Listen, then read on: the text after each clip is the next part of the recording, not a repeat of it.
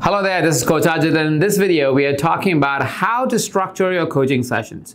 So you're a new coach or a seasoned coach and you're wondering, how do I structure my first session, the second session, the third session, the fourth session, and so on and so forth. You want to find out exactly what happens structurally in these coaching sessions so you can have some sense of clarity towards how these sessions will unfold and what will happen in these sessions, how you want to show up in these sessions.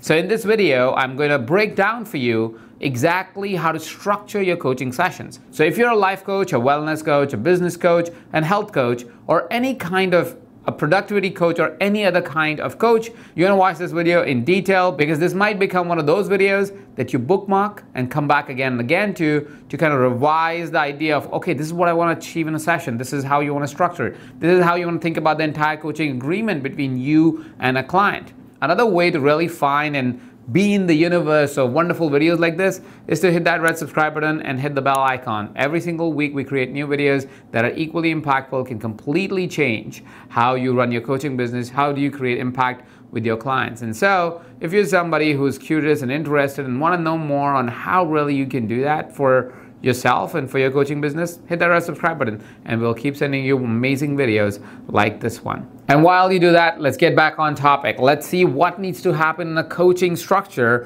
for you to be able to create maximum impact with your clients and also create more re-enrollments as the coaching package unfolds. I'm going to give you a complete breakdown of all of that today in this coaching structures video. Now, as we're going through this video, do identify yourself as a life coach, a business coach, a wellness coach, or a health coach below in the comment section, or a productivity coach, or any other kind of coach that you might be. The reason why that is important is because I want to see how many different kind of coaches are watching this video and finding it relevant to be able to use these structures in their coaching agreements.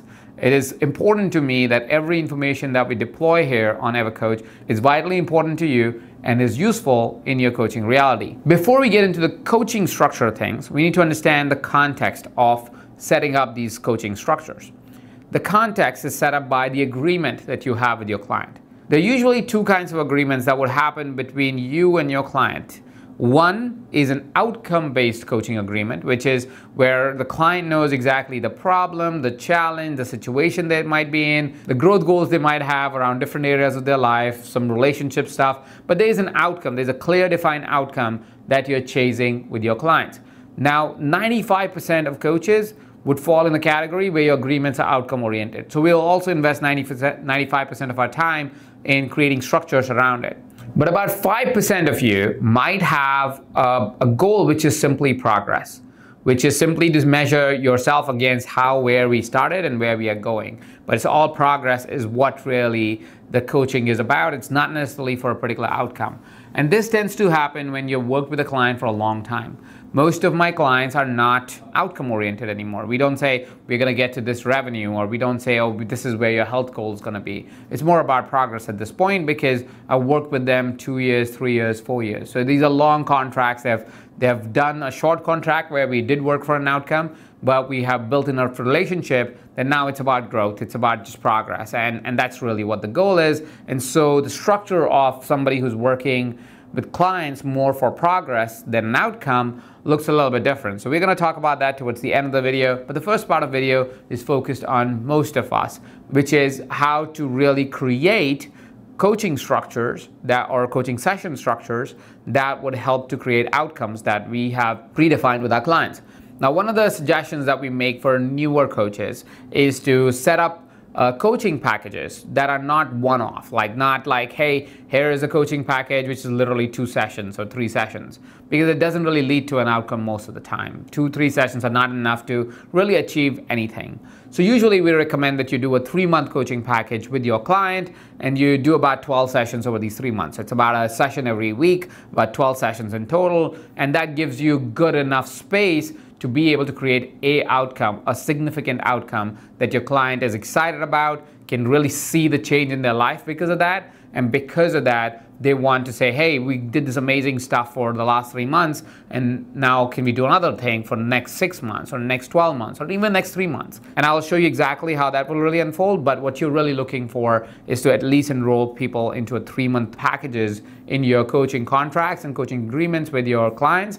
because that will help you create a significant sizable outcome. For the sake of example, we are going to use performance coaching. We are going to say, hey, there's a client that is coming to us and they want to see more performance in their life. They want to be highly productive or more productive in their life. And that's why they're engaging with us over 3 months. And let's take that as an example to really extrapolate the entire system of developing coaching structure that would help any kind of coach anyways. You could use it for life coaching, you could use it for health coaching, you can use it for wellness coaching, you can use it for business coaching. But for the sake of example, we're going to use performance coaching as our benchmark, is the place where we are starting. Right? So the first thing that you want to do with your client, even before you start working with them on the sessions, is you need diagnosis.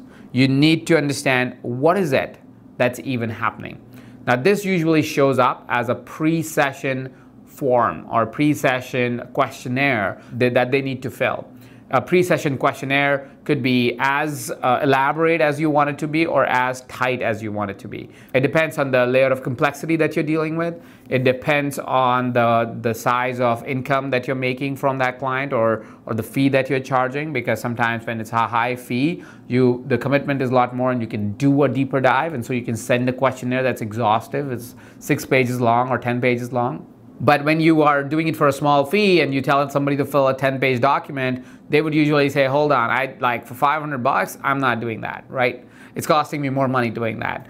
So be mindful of where you are in your journey, but do start with a questionnaire, a pre-session questionnaire that they can fill. If your client's too busy, you can start your first session or do a pre-session just to help them fill the questionnaire. So you have data, you have diagnosis of what may be happening. Once you have achieved diagnosis, you understand what the problem might be, you want to do this in a circular fashion.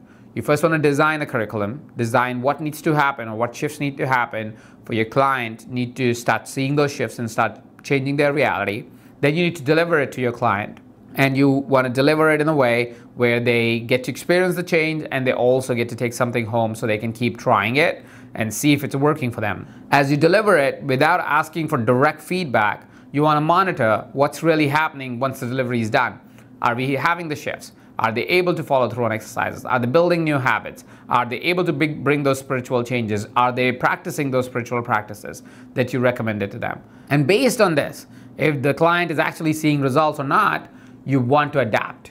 You want to see if the program needs to be changed, if the program needs to evolve, if the program is too fast, it's too slow, it's too complex, it's not complex enough.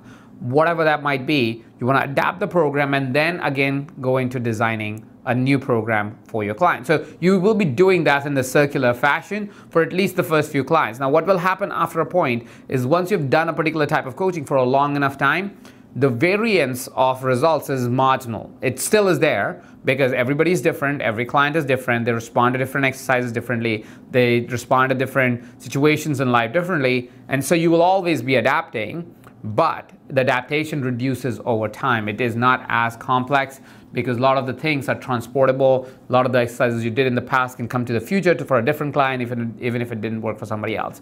So it becomes a little bit easier over time, but in the first phase, this is intense. You want to do it pretty much after every session, and you want to make sure that your client is moving towards the target. The good thing about outcome-based coaching is you are designing for an outcome, and you're not necessarily going to different directions unless it is required to create that outcome. I often get a question from coaches where they say, hey, we decided an outcome, but as we are creating progress towards the outcome, we realize there's a bigger thing that is here on the side, and now we want to tackle that, or the client wants to tackle that while we're working on this outcome.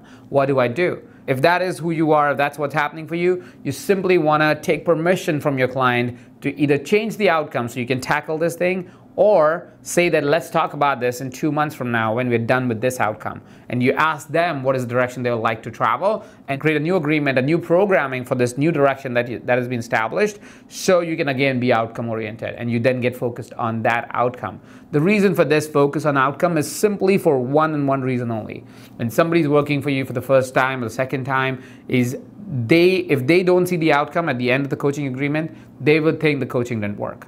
Right? And that's why the defined outcome and chasing the defined outcome is so very important. So now that we have the overall understanding of what we're really trying to do in a coaching agreement of 12 months, say with a client, where it's an outcome-based coaching, now let's look at the exact coaching structure of what may happen over the 12 weeks or 3 months, like we said, in a coaching session breakdown, right? The first session, you're going to focus almost exclusively on discovery.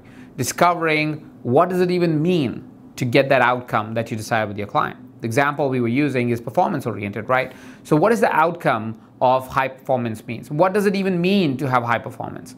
And to get that clarity is so very important for you and for your client.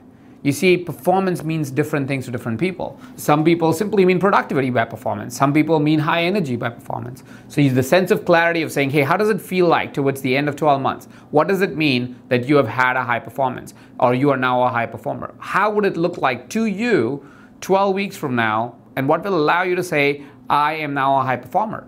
Bringing that clarity towards the outcome that we are creating together, will help you work with them, and it will help them really realize the progress that they're creating and also value that outcome because they've clearly defined what it would mean, and now they can get excited about it. Now they can say, oh yes, I want that.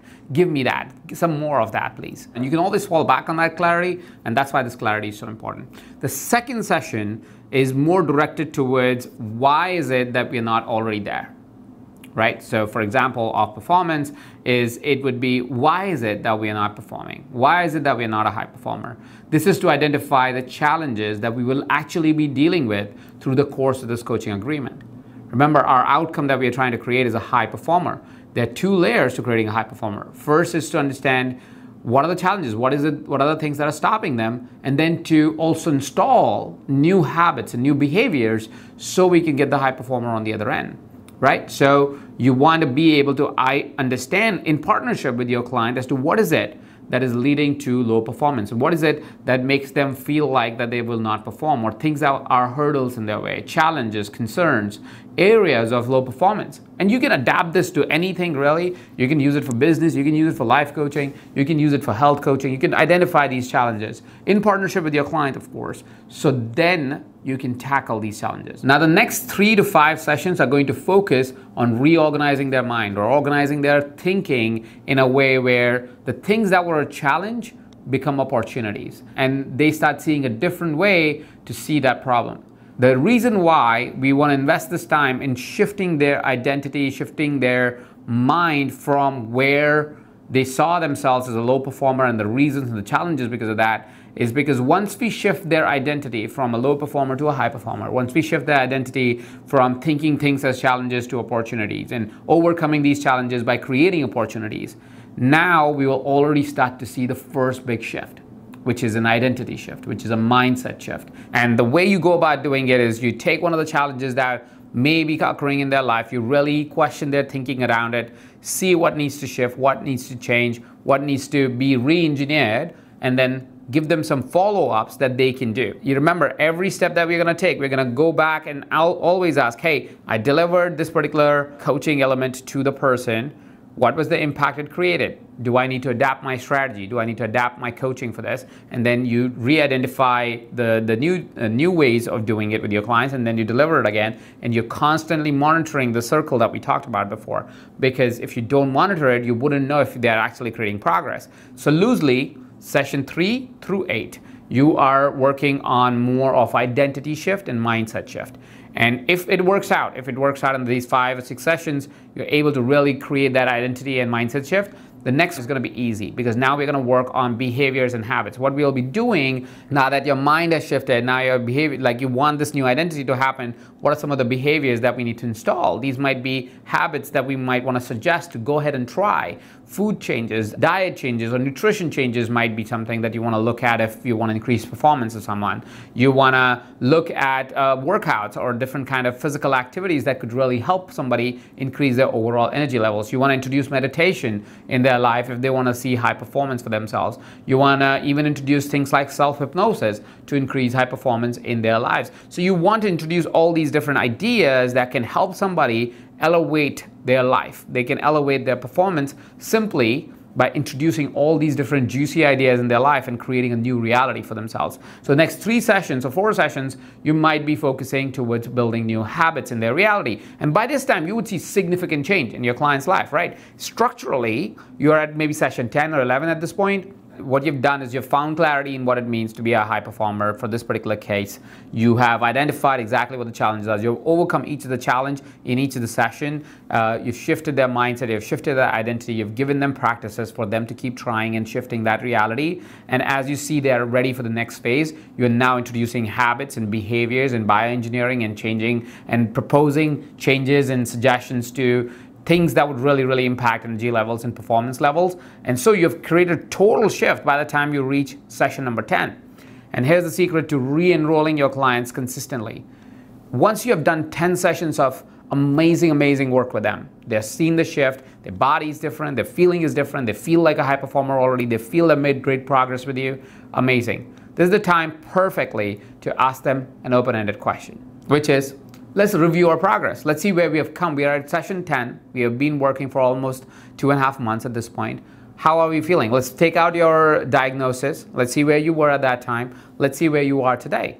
Wow, that's a huge growth, isn't it? How does that feel? How does this really look like to you? Does this feel exciting? Does this feel fulfilling? Does it feel like we are going to be very close or on target, or we have surpassed it in what we defined high performer to be?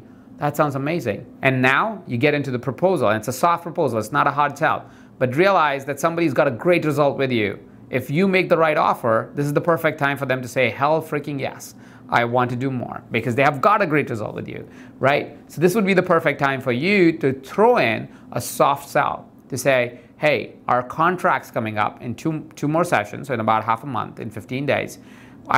While working with you, I identified these areas could also use some coaching. Would you be curious that we talk about this and take a follow-up session on this, where we can discover how we can explore opportunities in these areas, right? That would open up a beautiful conversation between you and your client, where they have already seen the results in your capabilities of results that you have, and now you can actually get them to do another coaching agreement, which can be outcome oriented, or if you feel qualified to, it can be an ongoing one. It's a little bit harder to sell, so I don't know if you want to go there just yet, especially if this was your first time as a client with this person. Just focus on outcome, that will be easier. So go into an outcome oriented second version coaching, and I would say 80%, 90% of the clients will say yes, because they are seeing results, and if you did a good job, there's no reason for them to say no, really. They want to actually keep creating a better life, and you would be the perfect partner, and you've proven to be so. And then session 11 and 12 really focuses on really doubling down and finalizing the habits and creating structures for long-term growth in the area that you just worked in. You see, one of the things that coaches don't do is when they are about to end a relationship with a client, they don't create follow-throughs. They don't create, hey, how do we create a long-term impact? What are some of the systems that we can deploy into your reality so that the changes that you saw in the last 2 months stick around for a longer time? You want to define that with your client. You want to have them have that plan. Now, you might sometimes fit that plan, and that might actually help the sale of your further packages, but it actually is very helpful for your client, because now they don't have you. What are they going to do? How are they going to do it? And that would be so helpful if you just help them develop that plan before they go out in the world. And the last session, the 12th session, you absolutely want to celebrate wins. You want to celebrate the success, the journey they've had, the person they have become, the identity they have created, the habits they have formed. Even if it's not at the perfect outcome, you still want to celebrate them. You want to celebrate the journey, because it was hard work. It was commitment. It took time. It took energy. And so you want to give that to them as a space to be able to celebrate with them, not celebrate you as a coach, but celebrate them as a client. They can celebrate you as a coach if they choose to, but what you're really intentionally going to that conversation is to celebrate them as a client, because they have done a lot. So that would be a 12-week coaching structure. And if you're a new coach, remember to always adapt, or remember to always get data. Remember to always find out what you can do better. Like I said, in time, you'll find yourself actually being able to do this pretty easily, pretty flawlessly, and you will not really need to adapt a lot. Now, 95% of video, like I said, is focused on the 95% of type of coaching that you probably do, which is outcome oriented. But say you are a coach that has evolved to a stage where it's not outcome oriented, it's just progress oriented, which means your clients just want progress, and that's all they're signing up for. They're happy to pay you 1 year in advance and just work with you on progress without worrying about a thing about what my outcome will be from this coaching, because they just trust the work that they do with you. Progress oriented coaching, you want to focus on 4 pillars. Now, if you're an outcome oriented coach still watching this section, this is still true for you. This is good information that you should keep in mind as you develop your programs. The first pillar is tracking change. Is there observable differences and changes that is happening in your client's life, and are we highlighting those? It's important that you track these changes and you highlight these changes, because these will become the guideposts. These will become the beacon lights of why they will continue to work with you. And when you reflect a year later, they may not remember all the outcomes you've had, but because of these beacons, these little outcomes that you've highlighted every single time they've happened, now they will tend to remember of exactly what may have happened through the course of year and recognize these changes, right? We as coaches, if we do our job right, the client doesn't recognize themselves 3 months after coaching with us, right? Sometimes a month after coaching with us, sometimes a session after coaching with us. So it would be really hard for them to remember after a year how much change they have gone through. So help them recognize that change as it happens. The second pillar of progress-focused coaching is celebrating wins. Whenever your client achieves a goal, a mini goal or a major goal, make sure you celebrate it. Celebrate it with your client, because it instills the memory of that progress, that instills the memory of that goal achievement. You want to theoretically celebrate every month with your client. Hey, this month we did this, this, and this. Even if it's not some big audacious thing that you achieved, you did the work is big enough for you to celebrate. Hey, we focused on this and we developed this new habit. Hey, we developed this new system around our living and system around our business and system around our health. Celebrate those wins. Those wins are going to be so good for your clients. The third pillar is always getting their attention towards what's new that's been happening in their life. The reason why you ask this question, the reason why you want to draw attention to what's new that's happening, is sometimes your clients don't see the connection between coaching and what's happening in their life. Not because they don't want to see it, it's because that's not their focus. They just want to create a new life. That's all they care for. They don't care if it came from coaching or from eating something. It doesn't matter to them. What really matters to them is they got the outcome. But when you hear a new outcome, a new reality of your client's life, you might be able to say, oh, that's a direct consequence of our work here, and you can relate it for them. Again, what you're really doing is you're making sure that they see what's happening because of the coaching that's happening with you, without feeling like you need that attention, right? You're just drawing, saying, hey, this is what's happening new in your life. Great. Remember we talked about this a few weeks ago? Remember how we said this could be something that could be an outcome? This is a correlation between our coaching and the outcome, and our work together and outcome. Again, you're bringing attention towards outcomes in their life correlated to, if it is, of course, not everything will be, but if it is related to coaching. And the last pillar that is so critical for somebody who is doing progress-based coaching, and actually it's great and important for somebody who's even doing outcome-based coaching, is always to be the biggest cheerleader for your client. You see, your client, like any human being, is always doubting what they're capable of.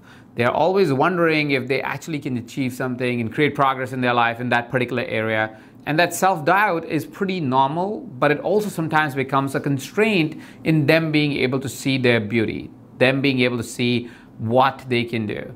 So when you are their cheerleader, when you are that person by their side that always roots for them, that is always suggestive of what may be possible for them based on how you see them versus how they see them, it creates a new goal and progress and growth in their life.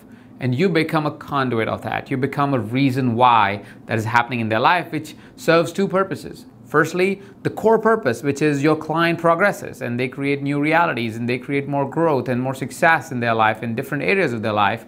And secondly, because you are the person that is facilitating that change, you're the person sometimes even kind of nudging them towards that change, you become somebody who is their partner for life.